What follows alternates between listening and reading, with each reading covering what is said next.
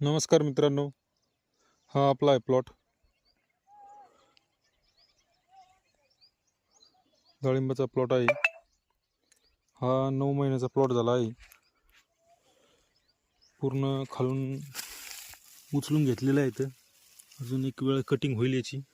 आणि झाडे वाढवणं, रासायनिक खत न देता शेणखत, स्लरी वगैरे वापरून झाडाची ग्रोथ करणं, हाईट करणं हे खूप महत्त्वाचं आहे.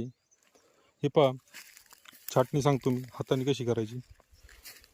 हा ज्यावेळेस याचे इथं कट मारला, इथं कट मारल्याच्या नंतर हा फुटवे आले, तीन फुटवे आल्याच्या नंतर याचा हाताने शेंडा खोडणी केली.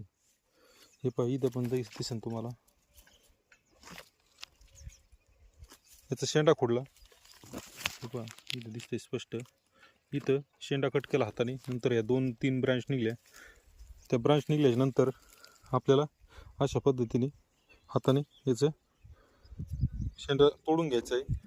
ही फांदी पूर्णपणे स्ट्रॉंग होईल आपोआप.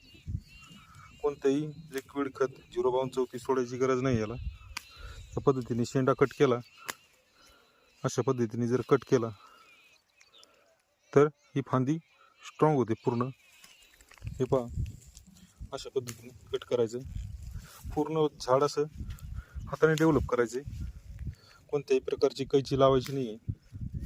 ज्या मोठ्या फांदीला आपण कैची लावू तिच्यावर भरपूर मोठ्या प्रमाणात फंगस अटॅक होतो. किती भारीतलं बुरशीनाशक घ्या, हाताने कट केलं, कवळी फांदी आहे, त्याची जखम भरून निघते.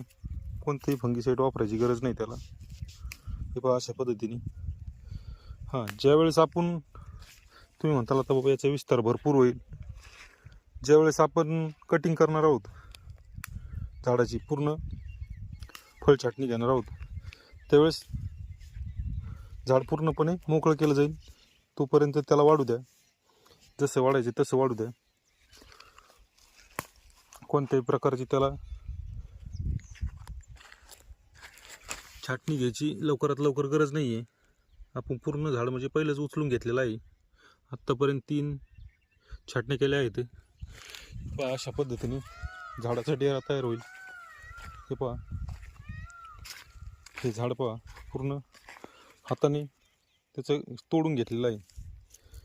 असं जसं निघालं नव्हती तशी तोडली जाते, शेंडा मारला जातोय.